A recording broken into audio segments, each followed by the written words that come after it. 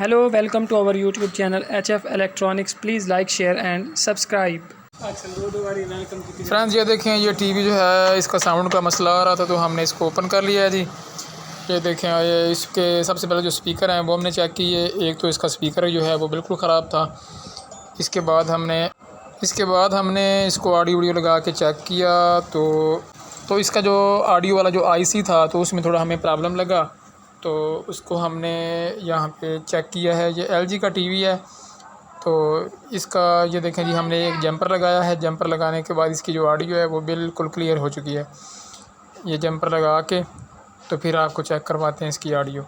ये यहाँ पे ये इसकी मेन ऑडियो है, ये देखें ये इसका मेन आईसी है। तो यहाँ से हमने इसको जंपर लगा दिया, यहाँ से उठा के एक वायर लगा दी जनाब डायरेक्ट जो है ऑडियो के ऊपर। इसके मेन आईसी के अंदर बेसिकली फ़ॉल्ट आ रहा था, तो हमने इसको शॉर्ट तरीके से जो है वो इसको ठीक किया है। अगर इसका आईसी चेंज करना पड़ता तो वो तकरीबन जो है वो 3000-3500 के करीब आना था। तो ये एक शॉर्ट सी ट्रिक थी, उसके ज़रिए जो है हमारा ये मसला हल हो गया है। ये देखें, ये जंपर लगाने से हमारी जो ऑडियो जो है वो। वीडियो अच्छी लगे तो चैनल को लाइक, शेयर एंड सब्सक्राइब कर दें। बहुत शुक्रिया।